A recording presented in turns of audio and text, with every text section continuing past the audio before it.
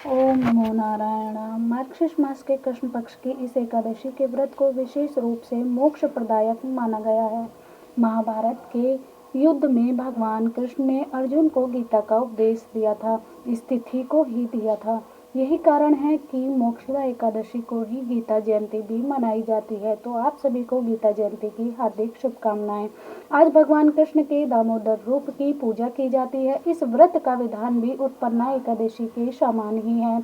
उत्पन्ना एकादशी का संपूर्ण वृतांत सुनने के पश्चात धर्मराज युधिष्ठिर ने भगवान श्री कृष्ण से कहा, हे मधुसूदन, आप तीनों लोकों के स्वामी, सबको सुख देने वाले और जगत के पति हैं। मैं आपको नमस्कार करता हूँ। हे देव, आप सबके हितैषी हैं, इसलिए मेरे इस संशय को दूर कीजिए कि मार्गशीर्ष शुक्ला एकादशी का नाम क्या है, उस दिन कौन से देवता की पूजा की जाती है और उसकी क्या विधि है। भगवान, आप मेरे प्रश्नों का उत्तर विस्तार पूर्वक देने की कृपा करें। भगवान श्री कृष्ण ने उत्तर दिया, हे धर्मराज युधिष्ठिर, तुमने बड़ा उत्तम प्रश्न पूछा है। इसके आपका यश संसार में फैलेगा और आप ध्यान पूर्वक सुनिए। मार्गशीर्ष शुक्ला एकादशी अनेक पापों को नष्ट करने वाली है। इसका नाम मोक्षदा एकादशी है।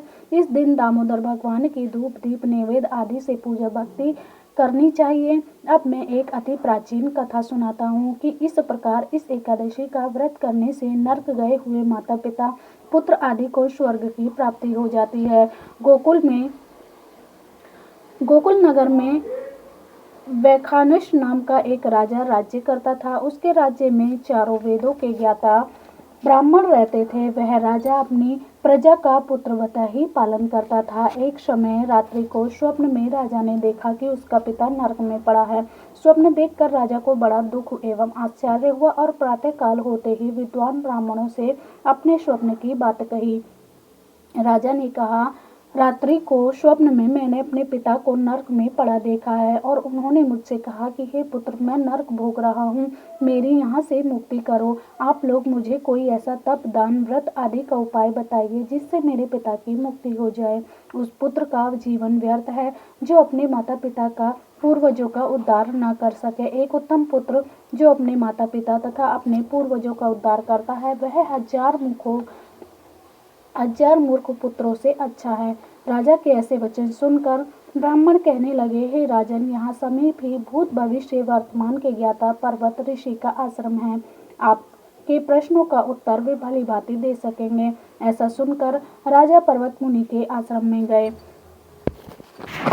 आश्रम में अनेकों शांति चित्त योगी और मुनि तपस्या कर रहे थे। उसी जगह चारों वेदों के ज्ञाता साक्षात ब्रह्मा के समान पर्वत मुनि बैठे थे। राजा ने वहां जाकर उनको साष्टांग प्रणाम किया। पर्वत मुनि ने राजा के उसके आने का प्रयोजन पूछा। राजा ने कहा, हे महाराज, आपकी कृपा से मेरे राज्य में सब कुशल है, परंतु अकस्मात एक विघ्न आ गया है जिससे मेरे हृदय में अत्यंत अशांति हो रही है। यह सुनकर पर्वत मुनि ने एक क्षण के लिए आंखें बंद की और भूत एवं भविष्य के बारे में विचारने लगे।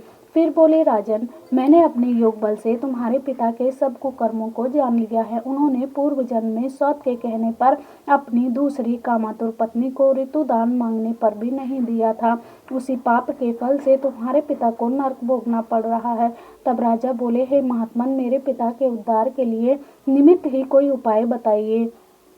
पर्वत मुनि बोले, हे राजन, मार्गशीर्ष शुक्ला एकादशी को उपवास करके उसके पुण्य को अपने पिता को संकल्प कर देना। उस एकादशी के पुण्य के प्रभाव से अवश्य ही आपके पिता की मुक्ति हो जाएगी। मुनि के वचनों को सुनकर राजा अपने महल